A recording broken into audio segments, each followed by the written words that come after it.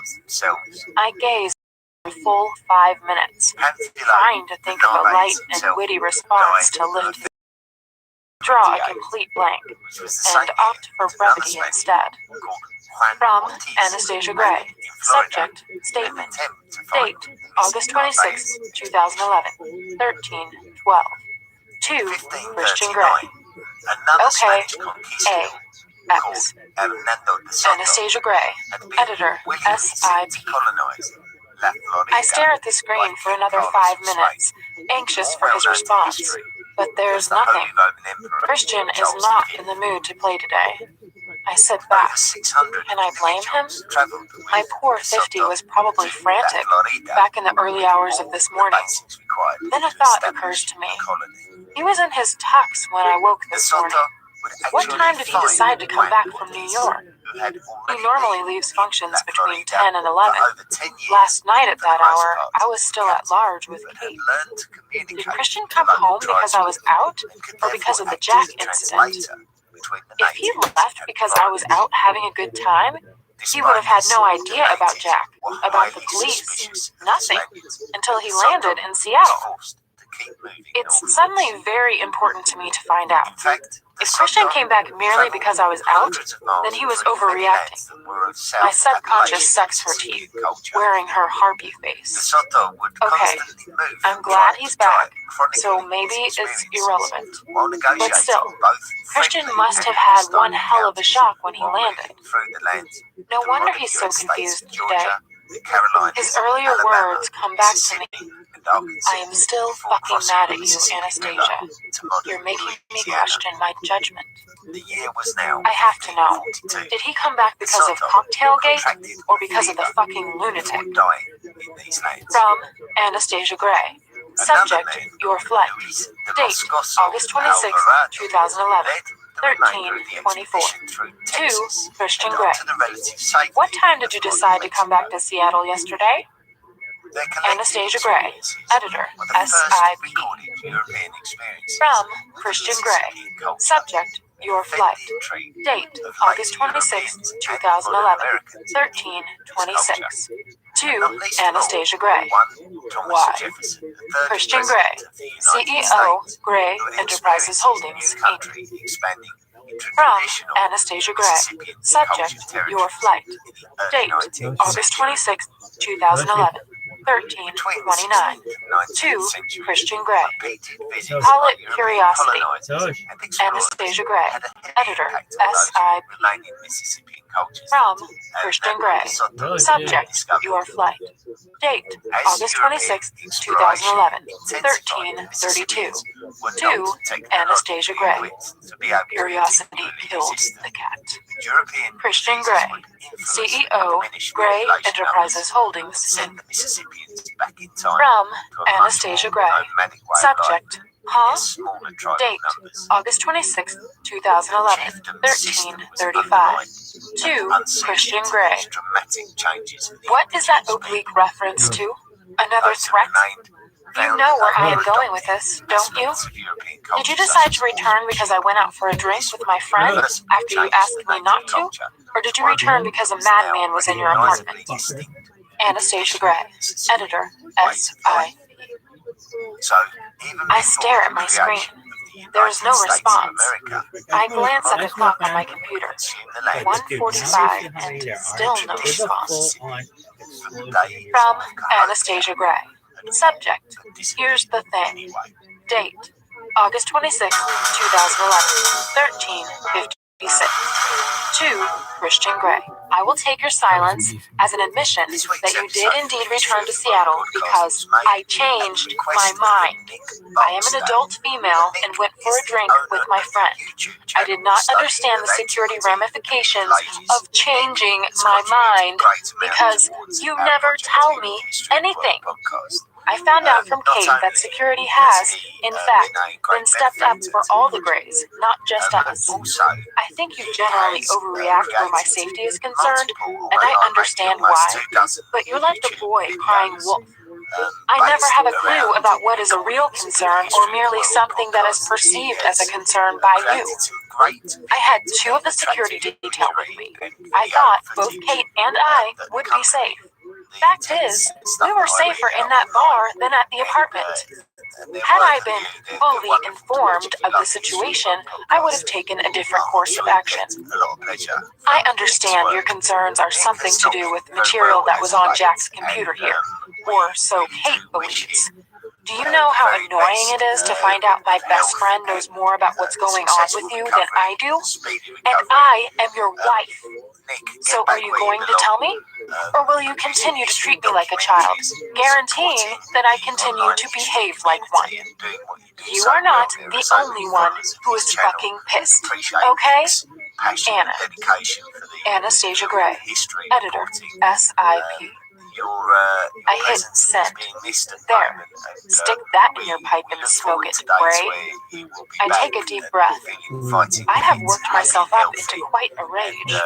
Here I was, feeling sorry and guilty for behaving badly. Well, no longer. From Christian Gray.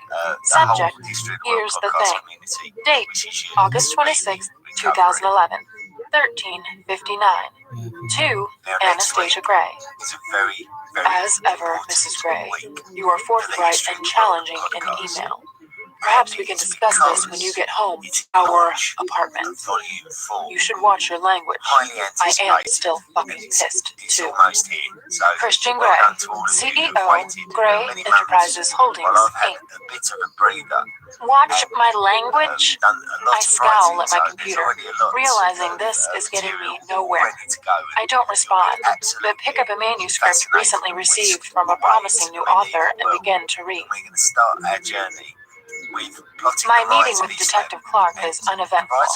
He is less growly than the night before, maybe because he's managed some sleep, or maybe he just prefers working during the day. Thank you for your statement, Mrs. Gray. You're welcome, Detective. Is Hyde in police custody yet? Yes, ma'am. He was released from the hospital earlier this morning. With what he's charged with, he should be with us for a while. He smiles, his dark eyes crinkling in the corners. Good. This has been an anxious time for my husband and me. I spoke at length with Mr. Gray this morning. He's very relieved. Interesting man, your husband. You have no idea. Yes, I think so. I offer him a polite smile, and he knows he's being dismissed. If you think of anything, you can call me. Here's my card. He wrestles a card out of his wallet and hands it to me. Thank you, Detective. I'll do that. Good day to you, Mrs. Gray. Good day. As he leaves, I wonder exactly what Hyde has been charged with. No doubt Christian won't tell me. I purse my lips. We ride in silence to Escala.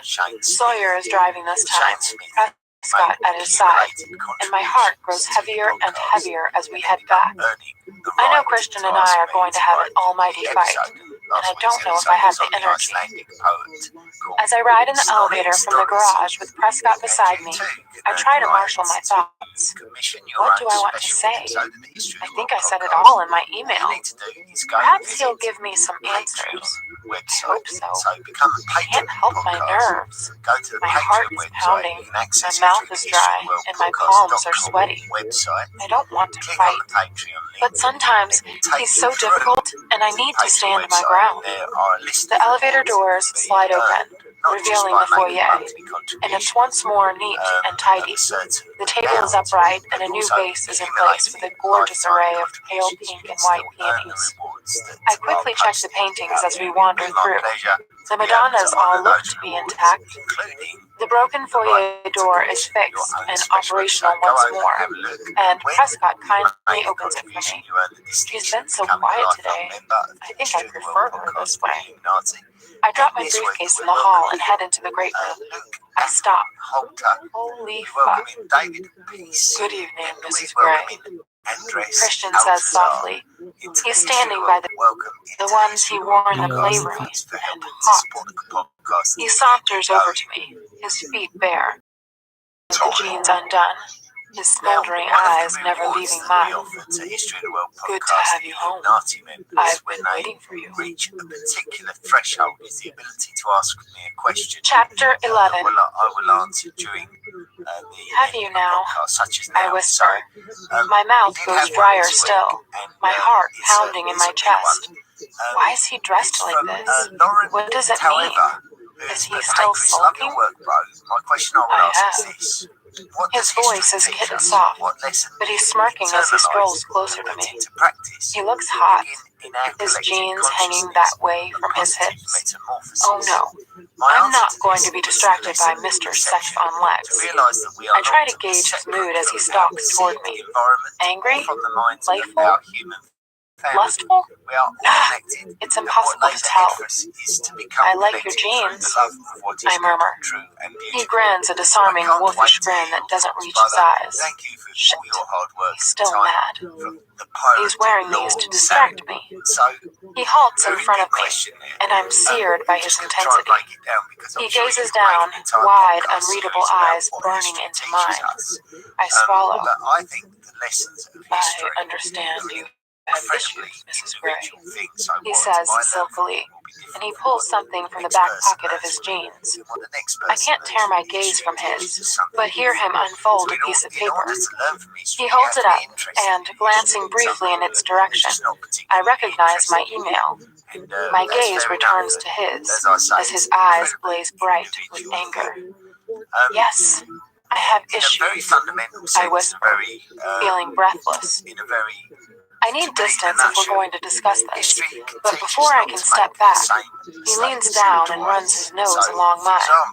My eyes flutter to a close as I welcome his unexpected, gentle touch. So do I, he whispers against my skin, and I open my eyes at his words. He straightens and gazes intently at me once more. I think I'm millions myself. Why did you fly back from New York? I whisper. Let's get this over and done with. You know why. Rings. Because I went out with Kate. Because you went back on your word. And you putting yourself at unnecessary risk. Went back on my word? Is that how you see it? I gasped, ignoring the rest of his sentence. Yes. Holy crap. Talk about overreaction. I start to roll my eyes, but stop when he scowls at me. Christian, I changed my mind. I explain slowly, patiently, as if he's a child. I'm a woman. We're renowned for it. That's what we do. He blinks at me as if he doesn't comprehend this. If I had thought for 1 minute that you would cancel your business trip, words fail me. I realize I don't know what to say. I am momentarily catapulted back to the argument over our vows. I never promised to obey you, Christian. But I hold my tongue, because, deep down, I'm glad he came back. In spite of his fury, I'm glad he's here in one piece, angry and smoldering in front of me. You changed your mind? He can't hide his contemptuous disbelief. Yes, and you didn't think to call me? He glares at me, incredulous, before continuing. What's more, you left the security detail short here and put Ryan at risk. Oh, I hadn't thought about that. I should have called, but I didn't want to worry you. If I had, I'm sure you would have forbidden me to go, and I've missed Kate. I wanted to see her. Besides, it kept me out of the way when Jack was here. Ryan shouldn't have let him in. This is so confusing. If Ryan hadn't, Jack would still be at large. Christian's eyes gleam wildly, then shut, his face tightening as if in pain. No. He shakes his head, and before I know it, he has folded me in his arms, pulling me hard against him. Oh, Anna, he whispers as he tightens his hold on me so that I can barely breathe. If something were to happen to you, the reason why there's been his voice is barely a whisper. the Cold War It escalate didn't, after World War I managed to say, II, because the horrors of but war it could have. readily I've died experienced 1,000 living deaths there today in thinking World War about I, what World might II, have to the happened. point where I was so societies were mad, reluctant Anna. Mad at you, make the first mad at myself, step into warfare. mad at everyone. I We can't see a lot remember of being this proxy wars angry nowadays, except... which is He sort of stops again. direct lessons Except, from those societies I prompt, who've been involved once in your old understand apartment the impact when of the Layla was horror there. of war on their nation. So it can have some I very, don't want to very think about that. telling influences. You were so cold this morning. I murmur. My voice cracks on the last word as I remember the hideous feeling of rejection in the shower.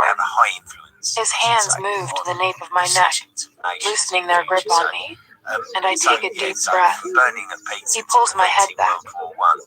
I don't know how to deal with this anger. I don't think I want to hurt you, he says, his eyes wide and wary. This morning, I wanted to punish you badly, and he stops, lost for words, I think, or too afraid to say them. You were worried you'd hurt me? I finished the sentence for him, not believing that he'd hurt me for a minute, but relieved, too. A small, vicious part of me feared it was because he didn't want me anymore. I didn't trust myself, he says quietly. Christian, I know you'd never hurt me. Not physically, anyway. I clasp his head between my hands. Do you? He asks, and there's skepticism in his voice. Yes, I knew what you said was an empty, idle threat. I know you're not going to beat the shit out of me. I wanted to. No, you didn't. You just thought you did. I don't know if that's true, he murmurs. Think about it, I urge, wrapping my arms around him once more and nuzzling his chest through the black t-shirt. About how you felt when I left. You've told me often enough what that did to you, how it altered your view of the world, of me. I know what you've given up for me. Think about how I tighten my arms around him, my hands on his back, feeling his taut, toned muscles beneath his t-shirt. Gradually, he relaxes as the tension slowly ebbs away. Been worrying him that he'll hurt me? Why do I have more faith in him than he has in himself? I don't understand. Surely we've moved on. He's normally so strong, so in control, but without that, he's lost. Oh, 50-50-50. Sorry. He kisses my hair. I turn my face up to his, and his lips find mine, searching, taking, giving, begging. For what? I don't know. I just want to feel his mouth on mine, and I return his kiss passionately. You have such faith in me, he whispers after he breaks away. I do. He strokes my face with the backs of his knuckles and the tip of his thumb, gazing intently into my eyes. His anger has gone. My 50 is back from wherever he's been. It's good to see him. I glance up and smile shyly. Besides, I whisper, you don't have the paperwork. His mouth drops open in amused shock, and he clutches me to his chest again. You're right, I don't. He laughs. We come to it. He whispers, after heaven knows how long. Oh my. Christian, we need to talk. He urges softly. Christian, please, talk to me. He sighs. About what? You know, you keep me in the dark. I want to protect you. potential. I'm not a child. I am fully aware of that, Mrs. Gray. He runs his hands down my body and cups my backside. Flexing his hips, he presses his growing erection into me. Christian, I scold, talk to me. He sighs once more with exasperation. What do you want to know? His voice is resigned as he releases me. I balk. I didn't mean you had to let me go. Taking my hand, he reaches down to pick up my email from the floor. Lots of things, I mutter, as I let him lead me to the couch. Sit, he orders. Some things never change, I muse, doing as I'm told. Christian sits beside me and, leaning forward, puts his head in his hands. Oh no, is this too hard for him? Then he sits up, rakes both hands through his hair, and turns to me, at once expectant and reconciled to his fate. Ask me, he says simply. Oh, well, that was easier than I thought. Why the additional security for your family? Hyde was a threat to them. How do you know? From his computer. It held personal details about me and the rest of my family, especially Eric. Eric? Why him? I don't know yet. Let's go to bed. Christian, tell me. Tell you what? You are so exasperating. So are you. He glares. You didn't ramp up the security when you first found out there was information about your family on the computer. So, what happened? Why now? Christian narrows his eyes at me. I didn't know he was going to attempt to burn down my building, or... He stops. We thought it was an unwelcome obsession, but... You know. He shrugs. When you're in the public eye, people are interested. It was random stuff. News reports on me from when I was at Harvard, my rowing, my career, reports on Carrick, following his career, following my mom's career, and to some extent, Elliot and Mia. How strange. You said, or. I prompt. We have a or message what?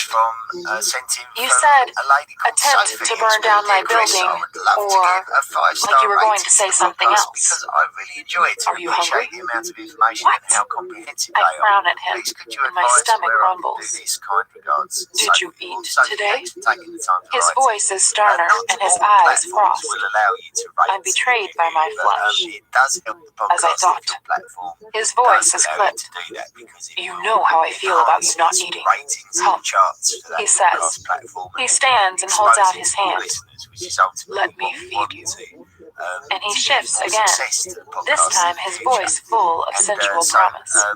mainly Feed me? Apple iTunes, I whisper, Apple Podcasts, as everything south of my navel liquefies. will allow you Hell, to rate and review the this is podcast, such a typically so that's mercurial probably diversion one from what place we've been where I would discussing. give most to Is that it?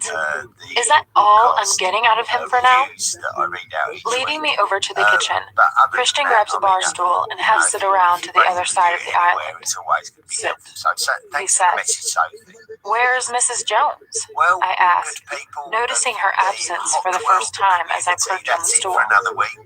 I've given her Next and Taylor week the night will off. be the launch of Volume 4, Why? Medieval World. He gazes at me for a beat, and his arrogant amusement is back. Not to be Because I missed, can't. please do join us next week. So And you're until going next to week, cook? Be good. My voice betrays my incredulity. O ye of little faith, Mrs. Gray, close your eyes. Wow, I thought we were going to have a full-on fight, and here we are, playing in the kitchen. Close them, he orders. I roll them first, then oblige. Not good enough, he mutters. I open one eye and see him take a plum-colored silk scarf out of the back pocket of his jeans. It matches my dress. Holy cow. I look quizzically at him. When did he get that? Close, he orders again. No peeking. You're going to blindfold me? I mutter, shocked. All of a sudden, I'm breathless. Yes. Christian. He places a finger upon my lips, silencing me. I want to talk. We'll talk later. I want you to eat now. You said you were hungry. He lightly kisses my lips. The silk of the scarf is soft against my eyelids as he ties it securely at the back of my head. Can you see? He asks. No, I mutter, figuratively rolling my eyes. He chuckles softly. I can tell when you're rolling your eyes, and you know how that makes me feel. I purse my lips. Can we just get this over and done with? I snap. Such impatience, Mrs. Gray. So eager to talk. His tone is playful. Yes! Okay, have it your way. I resign myself to my fate and listen to his movements around the kitchen. And Christian places various dishes on the countertop behind me. He pads over to the microwave, something in, and turns it on. My curiosity is piqued. I hear the toaster lever drop, the turn of the control, and the quiet tick of the timer. Toast? Yes, I am eager to talk, I murmur, distracted. An assortment of exotic, spicy aromas fills the kitchen, and I shift in my chair.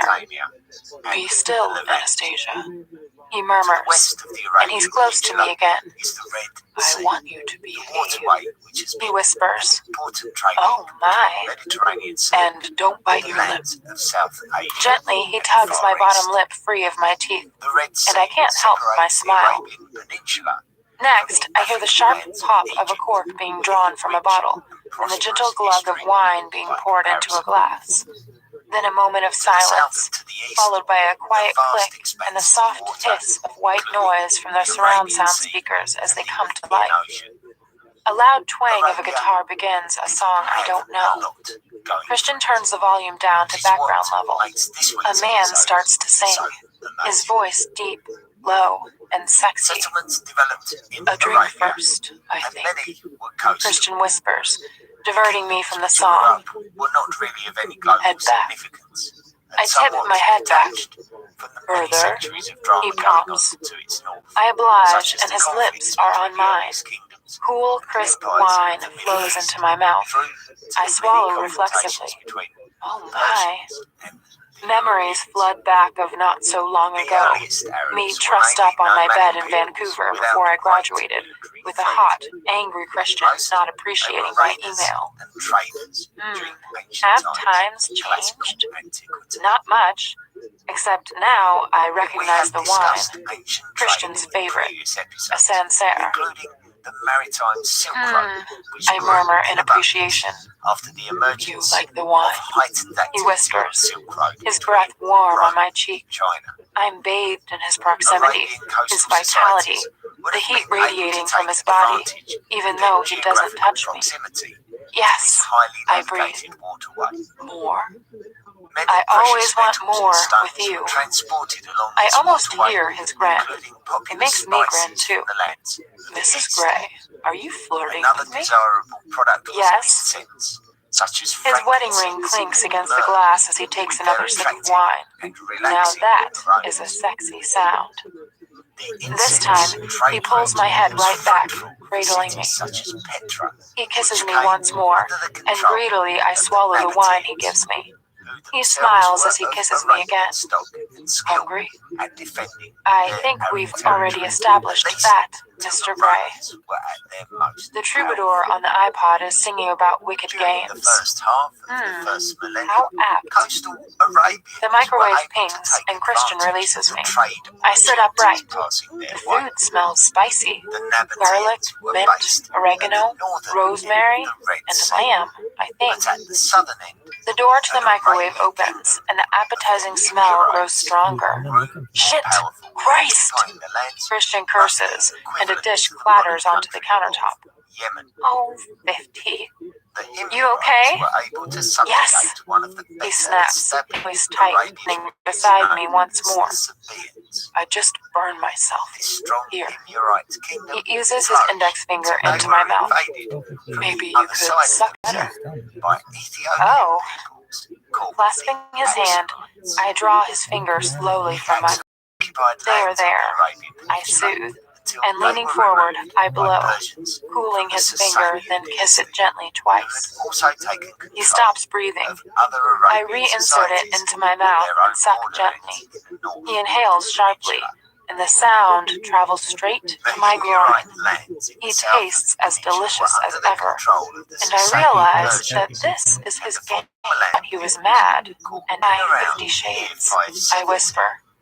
Grabbing his t-shirt, I pull him back to me. This is Gray. No touching. Not yet. With my hand, delicatessen I discovered about 5 weeks ago, only 2 blocks from a scala. I chew gratefully. Christian in a playful mood increases my appetite. He asks. I nod. More of everything, please. I hear his delighted grin. Slowly and patiently, he feeds me, occasionally kissing a morsel of food from the corner of my mouth, or wiping it off with his fingers. Intermittently, he offers me a sip of wine in his unique way. Open wide, then bite, he murmurs. I follow his command. One of my favorites, stuffed vine leaves. Even cold, they are delicious again. He feeds it to me slowly, and when I've finished, I lick his fingers clean. He asks, his voice I squeal. Can I take the blindfold off? No. I almost pout, then remember his threat and think better of it. Playroom. He murmurs. Oh, I don't know if that's a good idea. You up for the challenge? He asks, and because of the word challenge, I can't say no. Bring it on, I murmur. Desire and something that I don't want to name thrumming through my body. I remember his comment when we arrived back from our honeymoon, and how much it smarted. Jeez. Actually, almost a generation older than Muhammad. He slides me down his body and sets me on my feet, but keeps his arm wrapped around my waist. Briskly, he unlocks the door. It always smells the same, polished wood and citrus. It's actually become a comforting smell. Releasing me, Christian turns me around until I'm facing away from him. He undoes the scarf, and I blink in the soft light. Gently, he pulls the hairpins from my updo. He whispers in my ear, sending delicious shivers down my spine. I thought you might, I answer. He kisses me beneath my ear. Oh, Mrs. Gray, I do. His tone is soft, mesmerizing. He tugs my braid to the side and plants a trail of soft kisses down my throat. First, we have to get you naked. His voice hums low in his throat and resonates through my body. I want this, whatever he has planned. I want to connect the way we know how. He turns me around to face him. I glance down at his jeans, the top button still undone, and I can't help myself. I brush my index finger around the waistband, avoiding his t-shirt, feeling the hairs of his happy trail tickle my knuckle. He inhales sharply, and I look up to meet his eyes. I stop at the unfastened button. His eyes darken to a deeper gray. Oh my.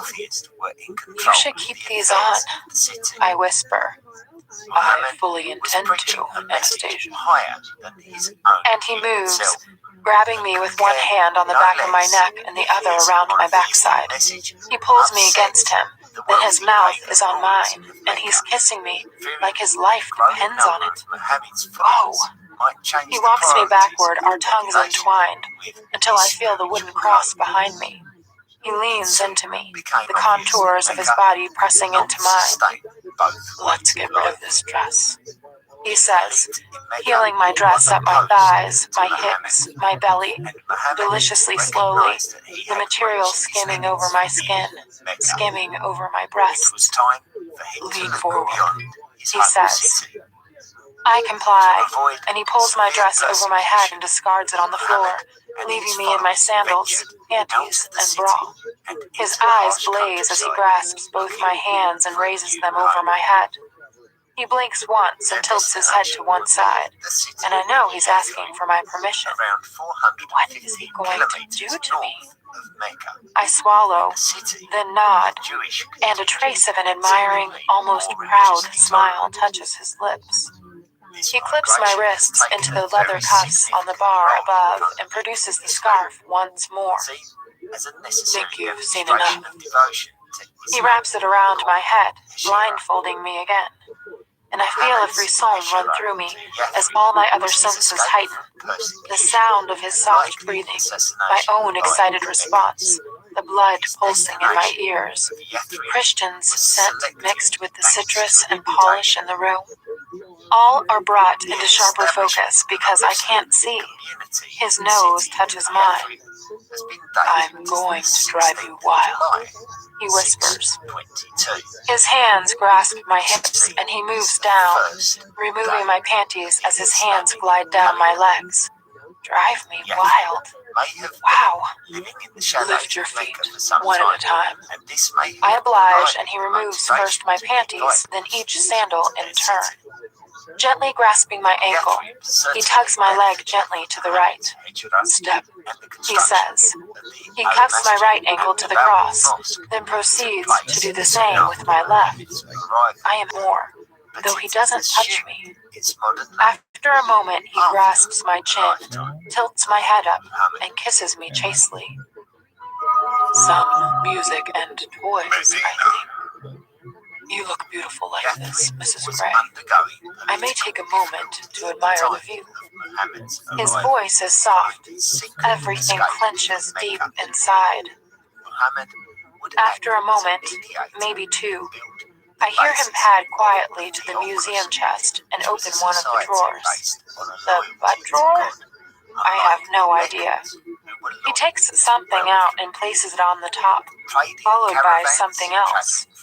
The speakers spring to life, and after a moment, the strains of a single piano playing a soft, lilting melody fill the room. It's familiar.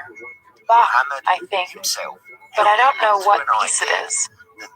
Something about the music makes me apprehensive, perhaps because the music is too cool, too detached. I frown, trying to grasp why it unsettles me.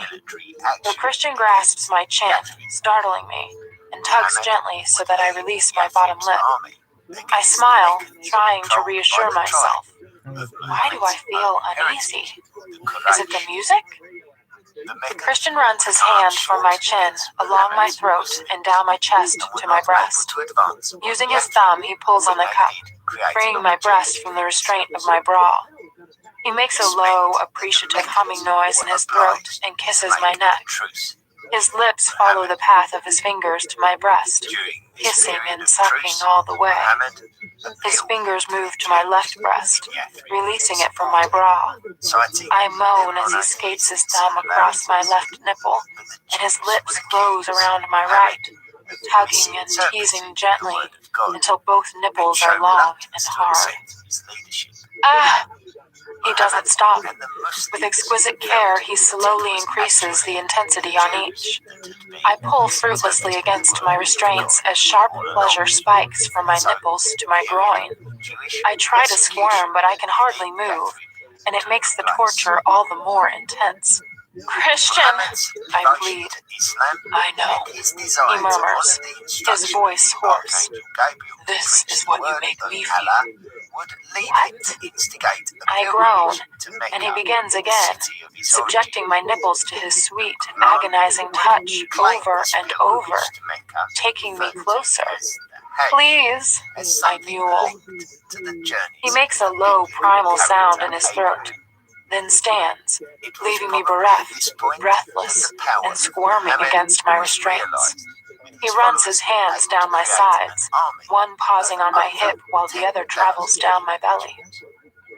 Let's see how you're doing, he croons softly.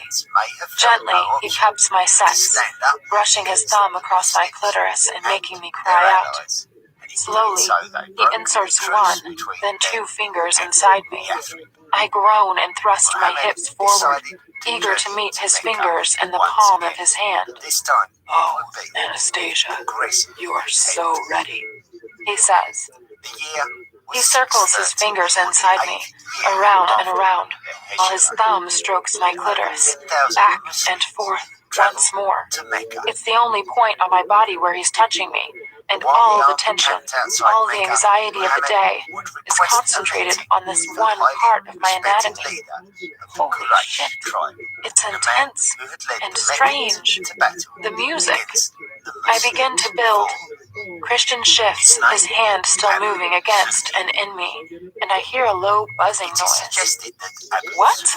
I gasp. "Hush," he soothes, and his lips are on mine, effectively silencing me. I welcome the warmer, more intimate contact, kissing him voraciously. He breaks the contact and the buzzing noise gets nearer. "This is a wand, baby. It vibrates." He holds it against my chest, and it feels like a large ball-like object vibrating against me. I shiver as it moves across my skin, down between my breasts, across to first one, then the other nipple, and I'm awash with sensation, tingling everywhere, synapses firing as dark need pools at the base of my belly. "Ah!" I groan, while Christian's fingers continue to move inside me. I'm close. All this stimulation. Tilting my head back, I moan loudly and Christian stills his fingers. All sensation stops. "No! Christian!"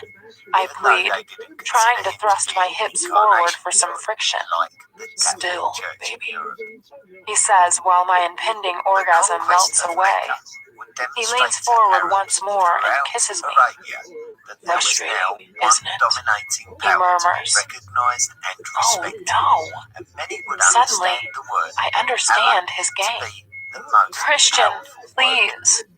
"Hush," he says, and kisses me. And he starts to move again. Wand, fingers, thumb, a lethal combination of sensual torture. He shifts so his body brushes against mine. He's still dressed, and the soft denim of his jeans brushes against my leg, his erection at my hip, so tantalizingly close. He brings me to the brink again, my body singing with need, and stops. "No," I mule loudly. He plants soft, wet kisses on my shoulder as he withdraws his fingers from me and moves the wand down. It oscillates over my stomach, my belly, onto my sex, against my clitoris. Fuck, it's intense. "Ah!" I cry out, pulling hard on the restraints. My body is so sensitized I feel I am going to explode. And just as I am, Christian stops again. "Christian!" I cry out. "Frustrating, yes." He murmurs against my throat. "Just like you. Promising one thing, and then..." His voice trails off. Against me again and again, stopping just at the vital moment each time. Ah! Each time I stop, it feels more intense when I start again, right? "Please," I whimper. My nerve endings are screaming for release. The buzzing stops, and Christian kisses me.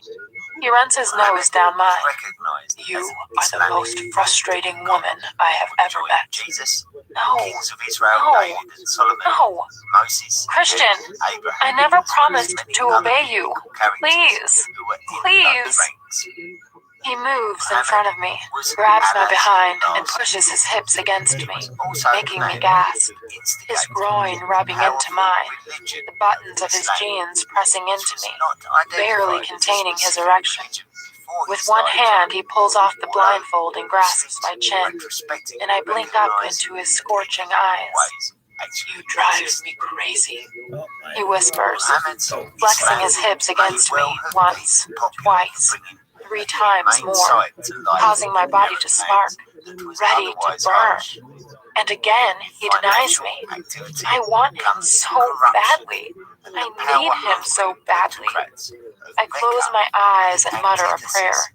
I can't help but feel I'm being punished. I'm helpless, and he's ruthless. Tears spring to my eyes. I don't know how far he's going to take this. Please, I whisper once more. But he gazes down at me, implacable. He's just going to continue. For how long? Can I play this game? No, I can't do this. I know he's not going to stop. He's going to continue to torture me. His hand travels down my body once more. No! And the dam bursts. All the apprehension, the anxiety, and the fear from the last couple of days overwhelming me anew as tears spring to my eyes. I turn away from him. This is not love. It's revenge. Red! I whimper. Red! The tears course down my face. He stills. No! He gasps, stunned. Jesus Christ, no! He moves quickly, unclipping my hands, clasping me around my waist and leaning down to unclip my ankles, while I put my head in my hands and weep. No, Anna, please, no. Picking me up, he moves to the bed, sitting down and cradling me in his lap while I sob inconsolably. I'm overwhelmed, my body wound up to breaking point, my mind a blank, and my emotions scattered to the wind. He reaches behind him, drags the satin sheet off the four-poster bed, and drapes it around me. The cool sheets feel alien and unwelcome against my sensitized skin. He wraps his arms around me, hugging me close, rocking me gently backward and forward. I'm sorry. Christian murmurs, his voice raw. He kisses my hair over and over again. Anna, forgive me, please. Turning my face into his neck, I continue to cry, and it's a cathartic release. So much has happened over the last few days. Fires in computer rooms, car chases, careers planned out for me, slutty architects, armed lunatics in the apartment, arguments, his anger, and Christian has been away. I hate Christian going away. I use the corner of the sheet to wipe my nose and gradually become aware that the clinical tones of Bach are still echoing around the room. Please switch the music off? I sniff. Yes, of course. Christian shifts, not letting me go, and pulls the remote out of his back pocket. He presses a button and the piano music ceases, to be replaced by my shuddering breaths. Better? He asks. I nod, my sobs easing. Christian wipes my tears away gently with his thumb. Not a fan of Bach's Goldberg variations, he asks. Not that piece. He gazes down at me, trying and failing to hide the shame in his eyes. I'm sorry, he says again. Why did you do that? My voice is barely audible as I try to process my scrambled thoughts and feelings. He shakes his head sadly and closes his eyes. I got lost in the moment, he says unconvincingly. I frown at him and he sighs. Anna, orgasm denial is a standard tool in... You never... He stops. I shift in his lap and he winces. Oh, I flush. Sorry, I mutter. He rolls his eyes and leans back suddenly, taking me with him so that we're both lying on the bed, me in his arms. My bra is uncomfortable, and I adjust it. Need a hand? He asks quietly. I shake my head. I don't want him to touch my breasts. He shifts so he's looking down at me, and tentatively raising his hand, he strokes his fingers gently down my face. Tears pool in my eyes again. How can he be so callous one minute and so tender the next? Please don't cry, he whispers. I'm dazed and confused by this man. My anger has deserted me in my hour of need. I feel numb. I want to curl up in a ball and withdraw. I blink. trying to hold back my tears as I gaze into his harrowed eyes. I take a shuddering breath, my eyes not leaving his. What am I going to do with this controlling man? Learn control? I don't think so. I never what? I asked.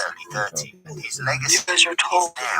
You changed your mind. You didn't tell me who you were. Anna, I was in New York, fearless and livid. If I'd been in Seattle, I'd brought you home. So you are punishing me? Intention. You have to stop doing this.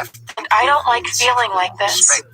You said on The Fair Lady that you hadn't married a submissive. I know. His voice is soft and raw. Well, one. I'm sorry I didn't call you. I won't be so selfish again. I know you worry about. He gazes at me, scrutinizing me closely, his eyes bleak and anxious. Okay, good, he says eventually. He leans down but pauses before his lips touch mine, silently asking if it's allowed. I raise my face to his, and he kisses me tenderly. Your lips are always so soft when you've been crying, he murmurs. I never promised to obey you, Christian. I whisper. I know. Deal with it. Please, for both our sakes. And I will try to be more considerate of your controlling tendencies. He looks lost and vulnerable, completely at sea.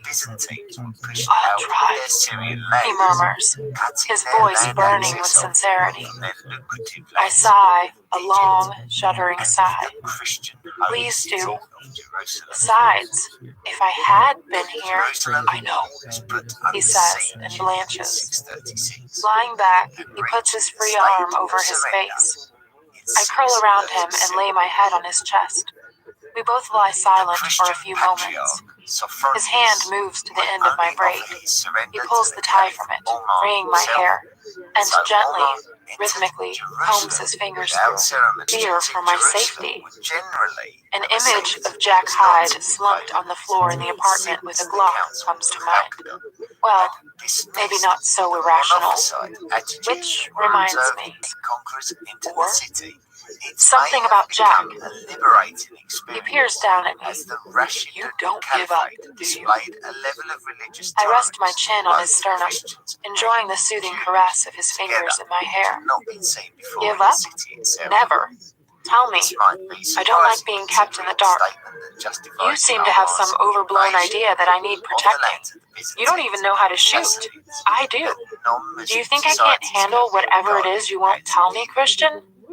I've had your stalker ex-hub pull a gun on me, your pedophile ex-lover harass me, and don't look at me like that, I snap when he scowls at me. Your mother feels the same way about her. Yes, Grace and I talked about her. He gapes at me. She's very upset about it. Blames herself. I down and puts his arm over his face again. I didn't go at it vehemently. I don't have that kind of relationship with. Anyway, you're trying to distract me. Christian lifts his arm briefly and gazes at me, his expression unreadable. Sighing, he puts his arm back over his face. Hyde is implicated in Charlie Tango's sabotage. The investigators found a partial print. Just partial, so they couldn't match. But then you recognized Hyde in the server room. He has convictions as a minor in Detroit, and the prints matched his. My mind reels as I try to absorb this information. Jack brought down Charlie Tango? But Christian is on a roll. This morning, a cargo van was found in the garage here. The guy we met in the elevator. I don't remember his name. Me neither. Managed to get into the building legitimately. He was working for a delivery company. And, Christian, tell me, the cops found things in the van. He stops again and tightens his hold around me. What things? He's quiet for several moments, and I open my mouth to prompt him, but he speaks. A mattress, enough horse tranquilizer to take down a dozen horses, and a note. His voice has softened to barely a whisper, while horror and revulsion roll off him. No, my voice mirrors his, addressed to me. What did it say? Christian shakes his head, indicating he doesn't know, or that he won't divulge its contents. Hyde came here last night with the intention of kidnapping you. Christian freezes, his face taut with tension. As he says those words, I recall the duct tape, and a shudder runs through me. Though deep down, this is not news to me. Shit, I mutter. Quite, Christian says tightly. I try to remember Jack in the office. Was he always insane? How did he think he could get away with this? I mean, he was pretty creepy, but this unhinged? I don't understand why, I murmur. It doesn't make sense to me. I know. The police are digging further, and so is Welch. But we think Detroit is the connection. Detroit? I gaze at him, confused. Yeah, there's something there. I still don't understand. Christian lifts his face and gazes at me, his expression unreadable. Emma, I was born in Detroit. Chapter 12. I thought you were born here in Seattle, I murmur, my mouth expression. After a moment, he shakes his head. No, Elliot and I were both adopted in Detroit. We moved here shortly after my adoption. Mia was adopted here. So Jack is from Detroit? Yes. Oh. How do you know? I ran a background check when you went to work for him. Of course he did. Do you have a manila file on him too? I smirk. Christian's mouth twists as he hides his amusement. I think it's pale blue. His fingers continue to run through my hair. It's soothing. What does it say in his file? Christian blinks. Reaching down, he strokes my cheek. You really want to know? Is it that bad? He shrugs. I've known worse. He whispers. Oh, is he referring to himself? And the image I have of Christian as a small, dirty, fearful, lost boy comes to mind. I curl around him, holding him tighter, pulling the sheet over him, and I lay my cheek against his chest. What? He asks, puzzled by my reaction. Nothing, I murmur. No. This works both ways, Anna. What is it? I glance up, assessing his apprehensive expression. Resting my cheek upon his chest once more, I decide to tell him. Sometimes I picture you as a child, before you came to live with the Greys. Christian stiffens. I wasn't talking about me. I don't want your pity, Anastasia. That part of my life is done, gone. It's not pity, I whisper, appalled. It's sympathy and sorrow. Sorrow that anyone could do that to a child. I take a deep, steadying breath as my stomach twists and tears prick my eyes anew. That part of your life is not done, Christian. How can you say that? You live every day with your past. You told yourself. 50 Shades, remember? My voice is barely audible. Christian snorts and runs his free hand in need to control me, keep me safe. And yet, you choose to defy me, he murmurs, baffled, his hand stilling in my hair. I frown. Holy cow, do I do that deliberately? My subconscious removes her half-moon glasses and chews the end, pursing her lips and nodding. I ignore her. This is confusing. I'm not the crack whore who was his mother. Fuck. The thought is sickening. Dr. Flynn's words come back to me. Just keep doing what you're doing. He was Christian put is forward head to be over Omar heels. successor. It's a delight to But it see. would be another man. That's Man it. who may I'm just have doing what I've always done. Isn't that what Christian found attractive in the first place? Oh, this man is so confusing. Dr. Flynn said I should give you the benefit of the doubt. I think I do. I'm not sure. Perhaps it's my way of bringing you into the here and now, away from your past. I whispered. I don't know. I just can't seem to get a handle on how far you'll overreact.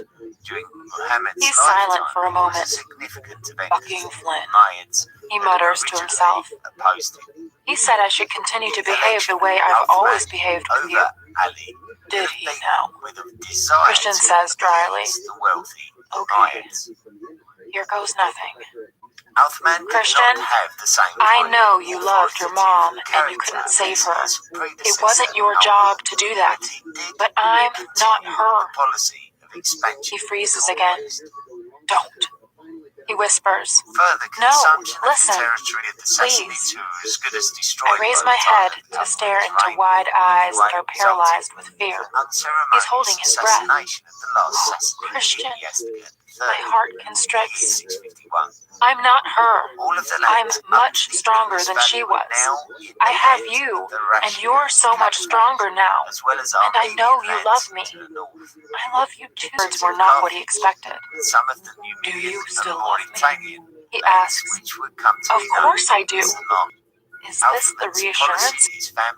He exhales and closes his eyes, placing his arm over his face again, but hugging me closer too. Don't hide from me. Reaching up, I grasp his hand and pull his arm away. He shifts suddenly, rolling over onto his side and moving me so that I am lying beside him on the bed. He reaches up, smooths my hair off my face, and tucks it behind my ear. I didn't understand why. And now, you still think I hate you? Now my voice is incredulous. No. He shakes his head. Not now. He looks relieved. But I need to know. Why did you say for it, Anna? I blanch. What can I tell him? That he frightened me? That I didn't know if he'd stop? Like that one time in here. I shudder as I recall him whipping me with his belt. I swallow. Because you were so angry and distant and cold. I didn't know how far you'd go. His expression is unreadable. Were you going to let me come? My voice is barely a whisper, and I feel a blush steal over my cheeks, but I hold his gaze. Crap. That's harsh. His knuckle gently grazes my cheek, but effective. He murmurs. He gazes down at me. He murmurs. I'm glad you did. Really? I don't understand. His lips twist in a sad smile. I don't want to hurt you. I got you. He kisses me again. Happens a lot with you. Oh? And for some bizarre reason, the thought pleases me. I grin. Why does that make a tangle of naked and denim-clad limbs and satin-red sheets? I stroke his back with one hand and run the fingers of my other hand through his hair. He sighs and relaxes in my arms. It means I can trust you to stop me. I never want to hurt you. He murmurs. I need. He halts. You need what? I need control, Nana. Like I need you. It's the only way I can function. I can't let go of it. I can't. I've tried. And yet, with you. He shakes his head in exasperation. I swallow. This is the heart of our dilemma. His need for control and his need for me. I refuse to believe these are mutually exclusive. I need you too, I whisper, hugging him tighter. I'll try, Christian. I'll try to be more considerate. I want you to need me. He murmurs. Now see, complete switch now. I do. My voice is impassioned. I need him so much. I love him so much. World politics, I want to look after you. You do, all the time. I missed you so much. Yes, of course. I hate you going away. I sense his smile. You could have come with me. Christian, please, let's not rehash that argument. I want to work. He sighs as I run my face to Christian. I will always love you. We both. I wake with a start, disoriented. Christian moans again. He sprawled out beside me, his head back, his eyes screwed shut, his face contorted in anguish. Holy shit. He's having a nightmare. No! He cries out again. Christian, wake up! I struggle to sit up, taking off the sheet. Kneeling beside him, I grab his shoulders and shake him as tears spring to my eyes. Christian, please, wake up! His eyes spring open, gray and wild, his pupils enlarged with fear. He stares vacantly up at me. Christian, you're having a nightmare. You're home. You're safe. He blinks, looks around frantically, and frowns as he takes in our surroundings. Then his eyes are back on mine. Anna, he breathes, and with no preamble whatsoever, he grabs my face with both hands, pulls me down onto his chest, and kisses me. Hard. His tongue invades my mouth, and he tastes of desperation and need. Barely giving me a chance to breathe, he rolls over, his lips locked to mine so that he's pressing me into the hard mattress of the four-poster. One of his hands clasps my jaw, the other spreads out on top of my head, keeping me still as his knee between my thighs. Anna. He gasps, as if he can't believe I'm there with him. He gazes down at me for a split second, allowing me a moment to breathe.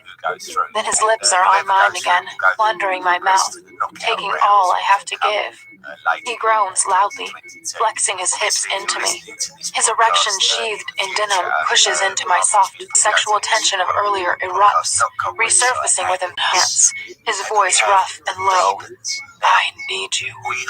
Me too, his cry, bubbling momentarily, then freeing his erection. Holy shit.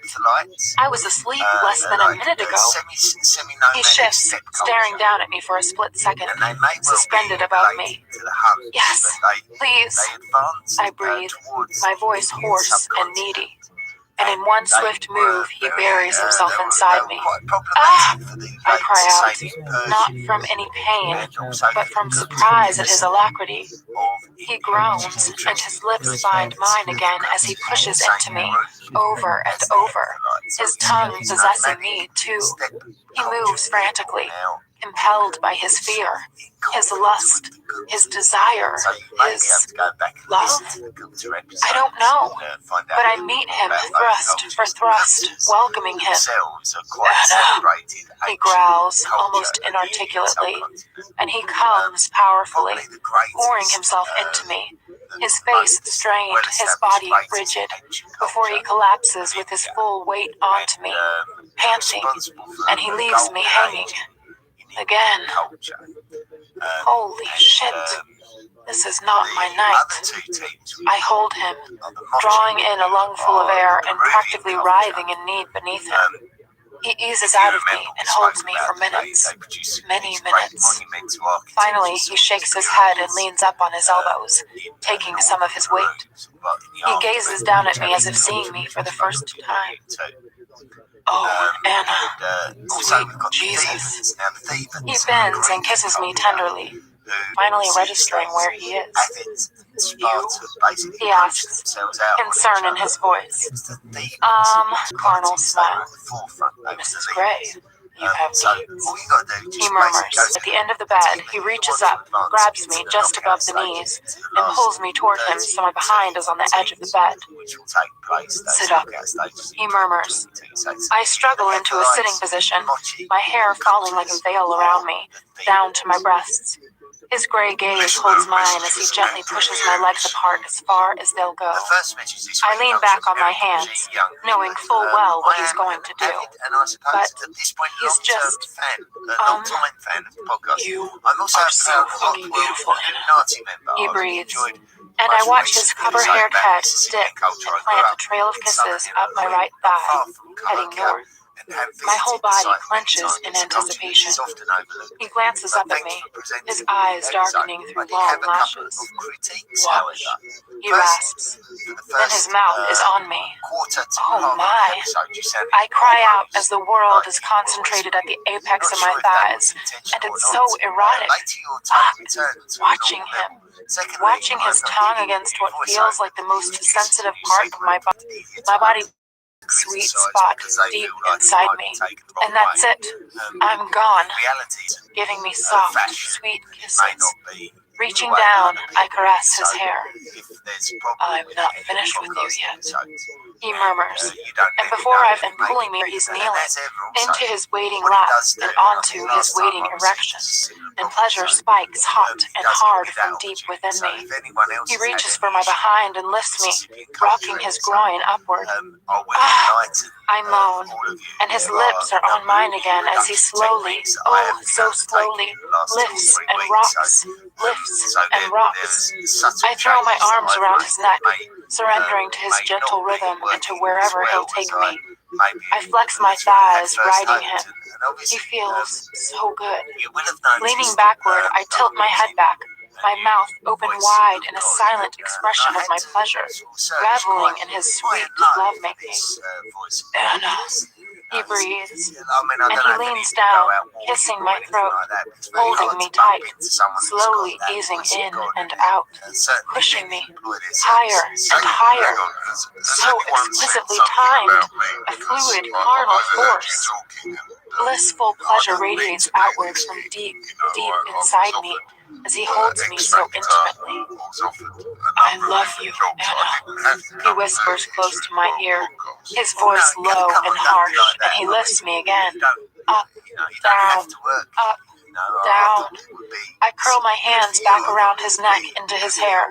I love you too, Christian. Opening I feel my body build as he tightens at the low sound of his voice, and I come, loudly, spiraling into an intense climax. He stills, his neck. Better now, he whispers. Shall we go to bed, or do you want to sleep here? Mrs. Gray, come to me. He sounds amused. Is that the best you can do? Come, let me put you to bed. I don't like sleeping here. Reluctantly, I shift and turn to face him. Wait, I whisper. He blinks at me, looking all wide-eyed and innocent, and at the same time thoroughly fucked and pleased with himself. Are you okay? I ask. He nods. I scold and gently stroke his lovely face. I was talking about your nightmare.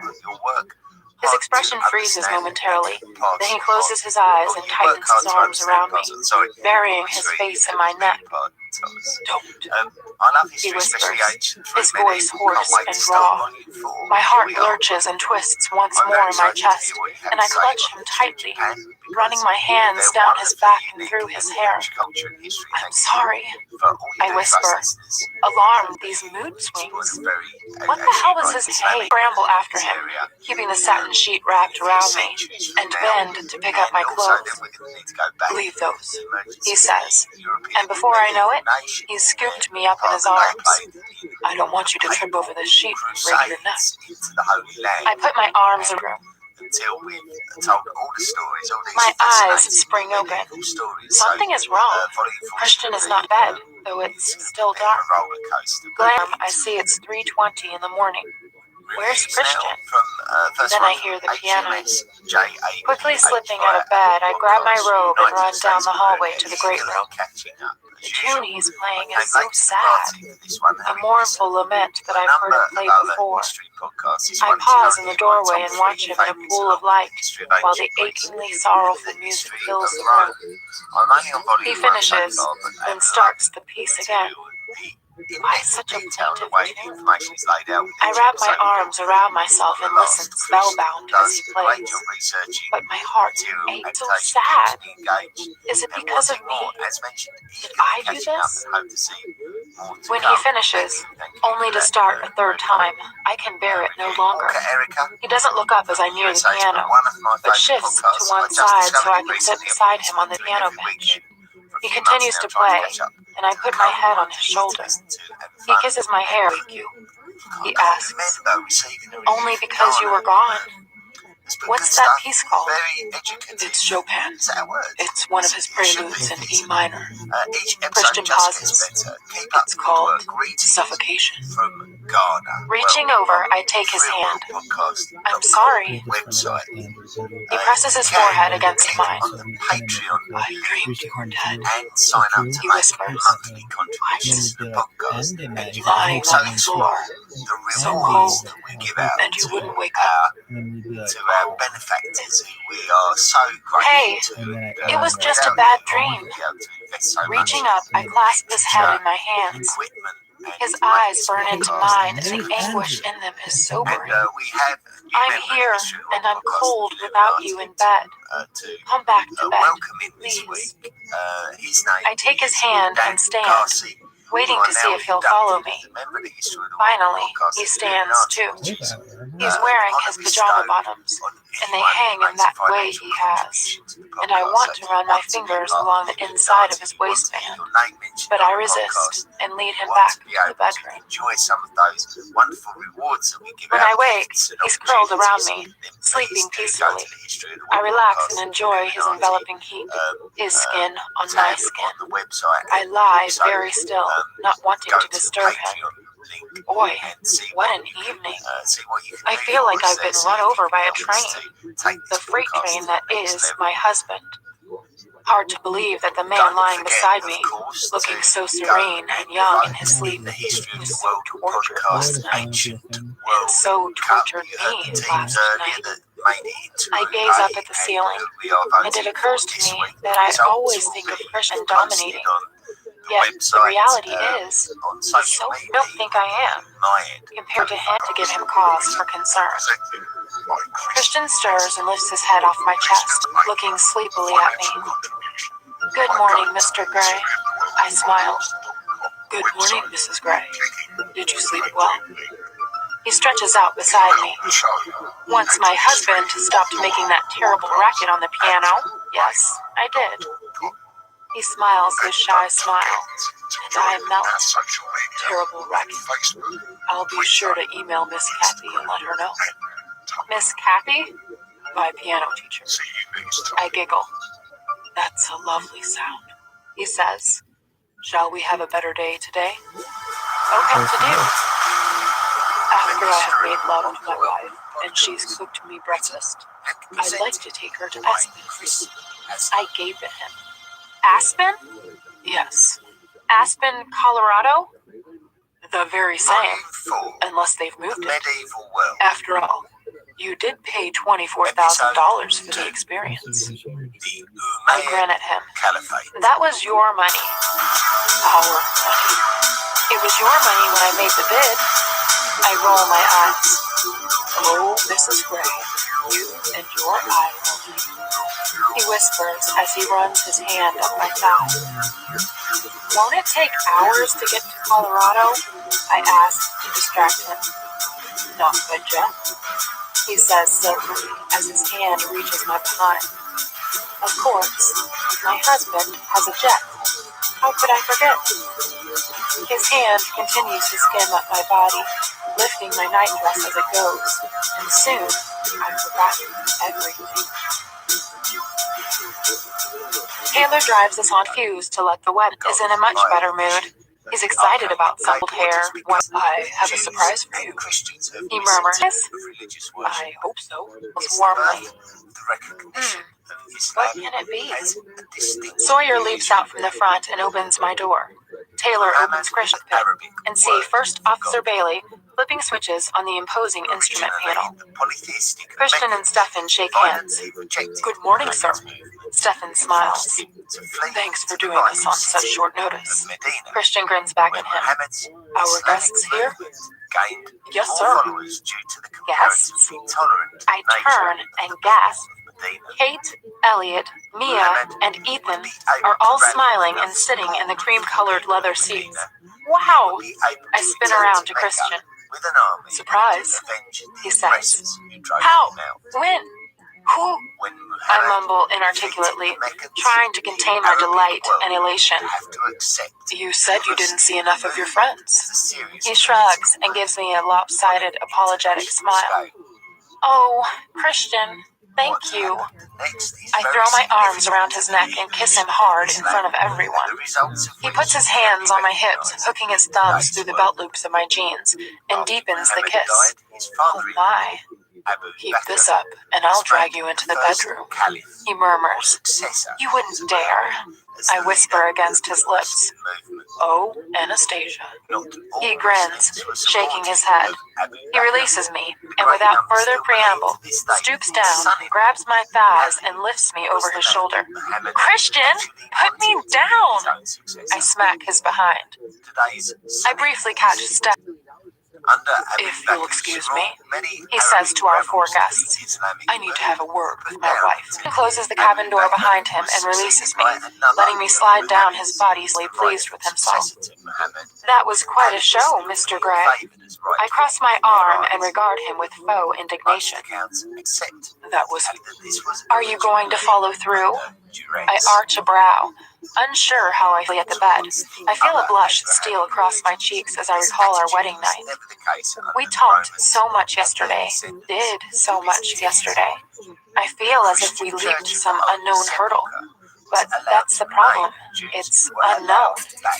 My eyes find Christian's intense but amused gaze, and I'm unable to keep a straight face. His grin is too infectious. I think it might be... She make me uncomfortable. Sits down facing Elliot and Kate. I swiftly